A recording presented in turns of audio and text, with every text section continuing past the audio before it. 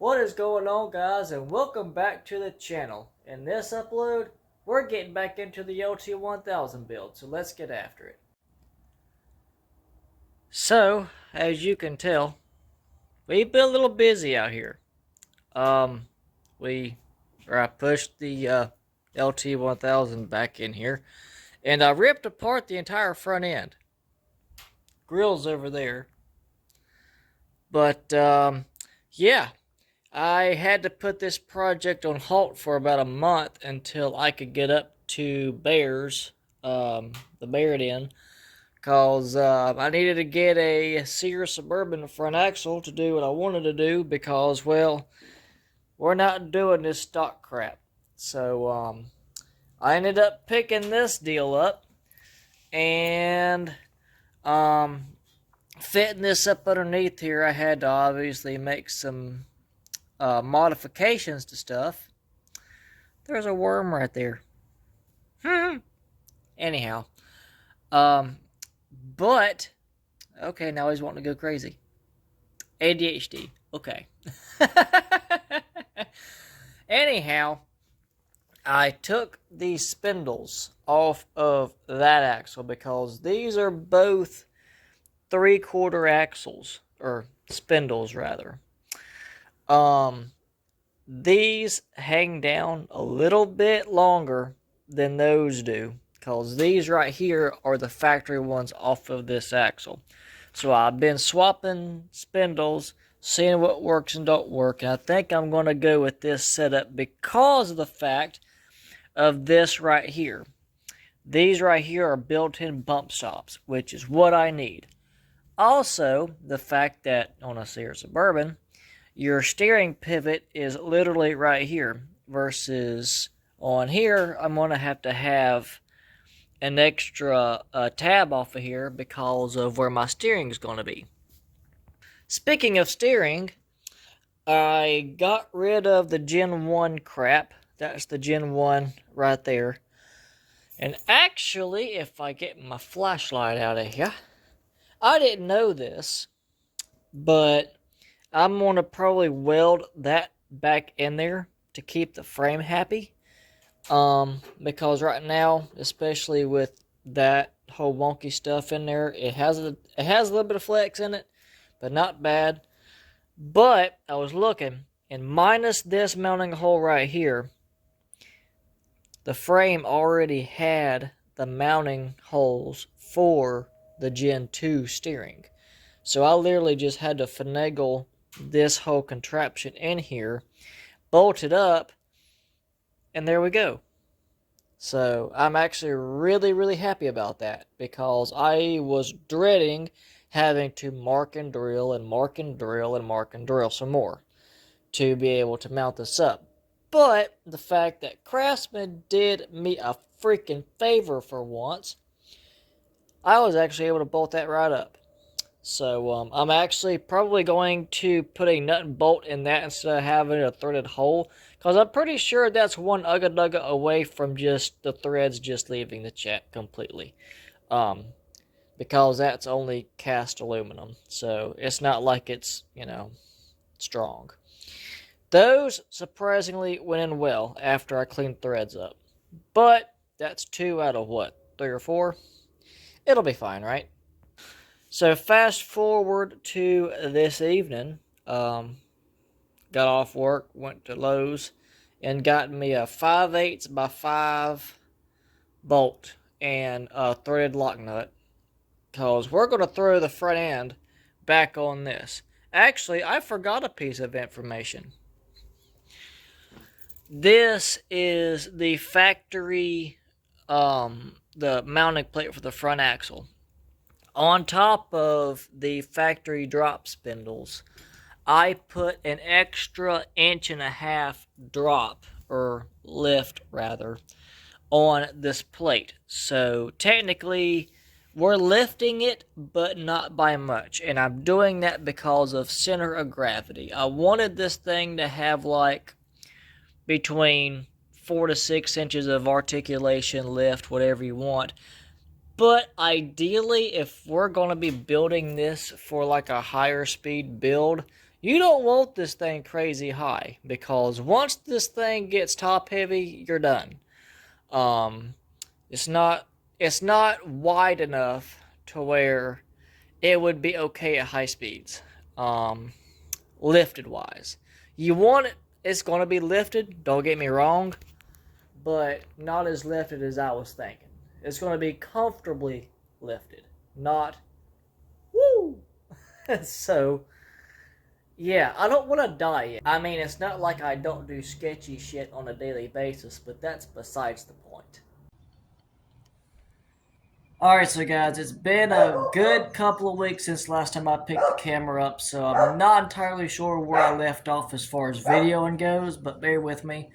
Meanwhile, we have been plugging and chugging away on this thing. It looks a little different since the last time y'all seen it, and now I am due for an explanation. So basically, okay, so let's start over. So, we've got a brand new factory drag link coming. I'm going to be using that for my main steering linkage. I was going to try to do something different, but I'm using the KISS method. Keep it simple, stupid. So I'm doing that. I've got an extended tie rod coming because this one's about an inch too short, and it's towed out, and that's no good. But Sear Suburban axle, I flipped it around because usually the axle is like right here instead of right here. So actually that moved my, I guess you could call that caster. Anyhow, I moved the axle itself forward a solid 1.75 inches, which actually helps a lot with my approach angle. Also, if you notice, I cut up some angle iron and I made some spring-loaded bump stops, which I've never done before, so I'm curious to see how they perform.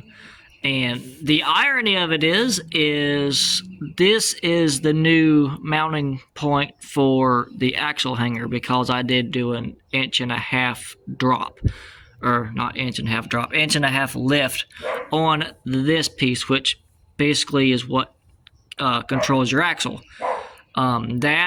The actual factory bolt was still on here when I clearanced that, so I had a captured nut, I guess is what you'd call it. Basically, it's a nut with another, like a flange on it.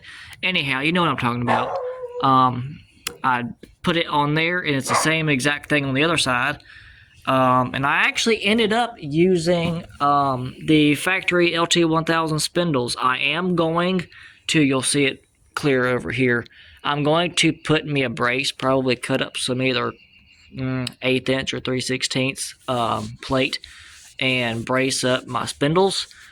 But overall, I'm pretty satisfied with it.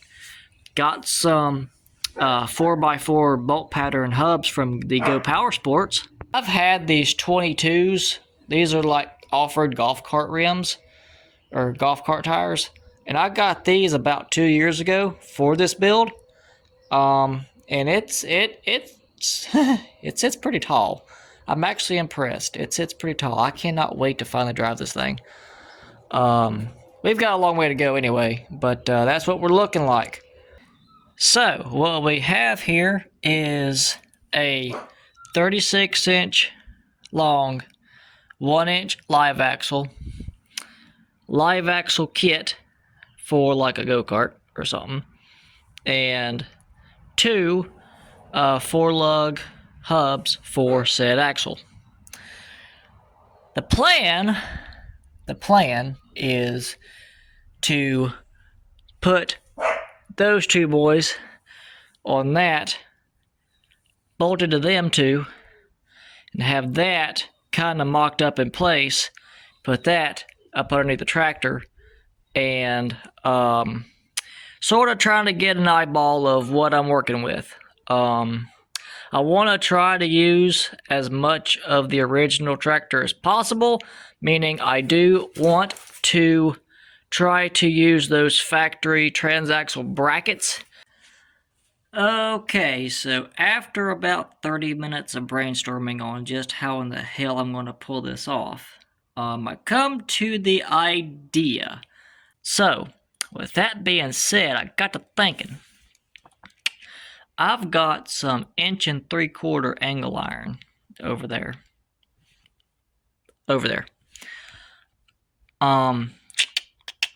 What are the thoughts, or what are the chances are that we can position that in a certain way that I could have that angle iron maybe hanging off of here, maybe a quarter, maybe, yeah, probably about 1/4 of an inch, off of there, and have it coming down, because the distance 1 3/4 is exactly the distance between that and that.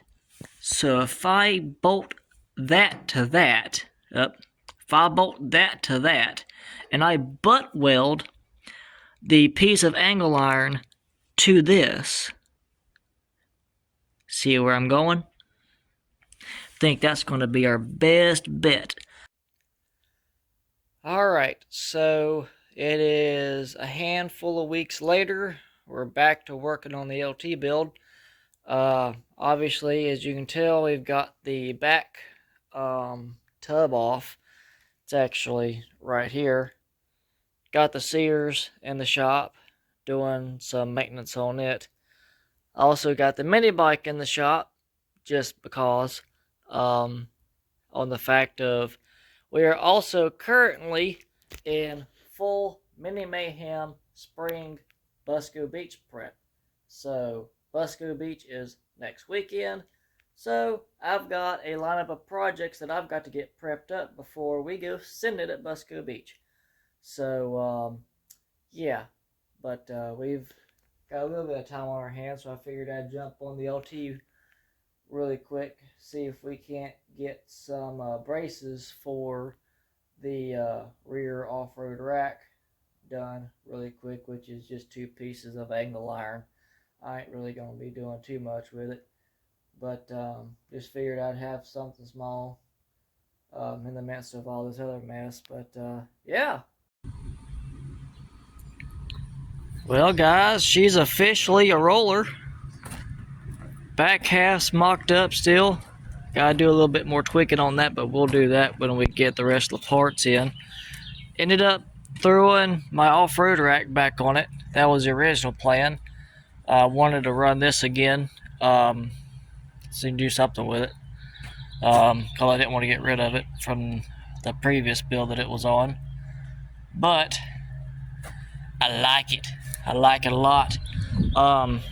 With it out here, I do notice that that is towed in still a little bit. So I'm probably going to have to cut down my tie rod once again, which that ain't no big deal. I just didn't want to have to do it since I've already done it once already. Thought it was going to be a 20-inch. Apparently it's going to be more like a 18 or something. I'm not entirely sure. But either way, we'll get it did. But I like it. I like it a lot. So that's going to be all for this video. Got a lot done. The next step for this project is going to be doing the brakes. I've already got a hydraulic system coming for it. Caliper. I'm going to do a like a bicycle handle style brake. I was going to do like a pedal style, like right here, but I think having something like right here, like next to you, so that you can, or even maybe right here, who knows, because I don't know if I want to keep this or not, but it'll also be a good stability point to, keep you on the machine. But yeah, going to have that coming. As far as on the axle goes, I'm going to be actually running a disc. So we'll get to that when we get to that. But till next time, y'all.